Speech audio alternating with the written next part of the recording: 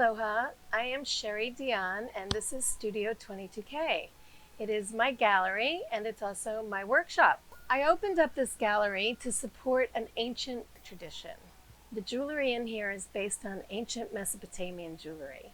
The techniques that we use are very specific to that time and place.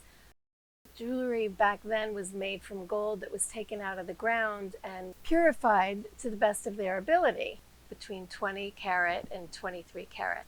We take gold and start with the pure form and add alloy to recreate the kind of gold that they had back then. The main techniques that we specialize in and that you'll see throughout all of ancient gold jewelry work are granulation and filigree. Well, the principle of those techniques is something called fusing, where you actually connect the metal to itself without using solder.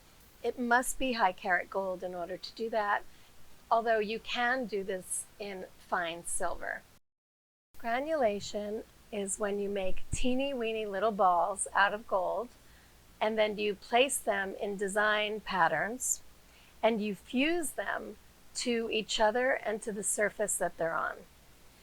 Filigree is when you take an ingot of gold and you create really fine wire out of it. Then you shape the wire in different patterns. And again, you fuse these patterns of wire together. Those are the main techniques that you're going to see in this gallery and that you're going to see in ancient jewelry. A lot of the times they're in combination.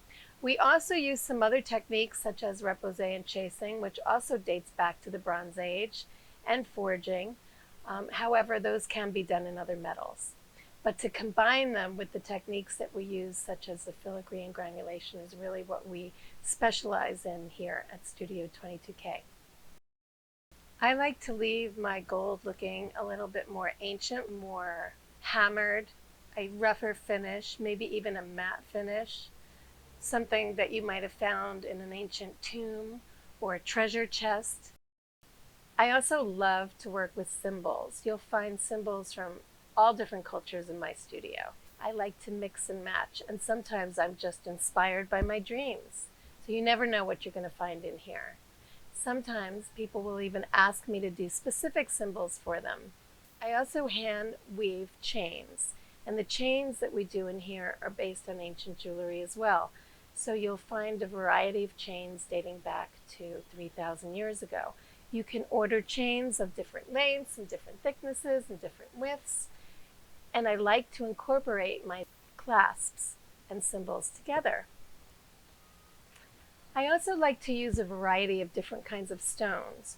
I like rough, tumbled stones, stones that you would have seen in jewelry of the ancient Mesopotamian era.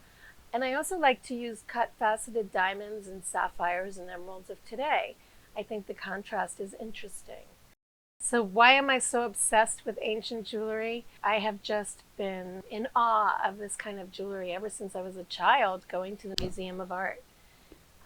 I've always fantasized being able to wear the things that I saw in the ancient tombs of King Tut, being inspired by this time in history.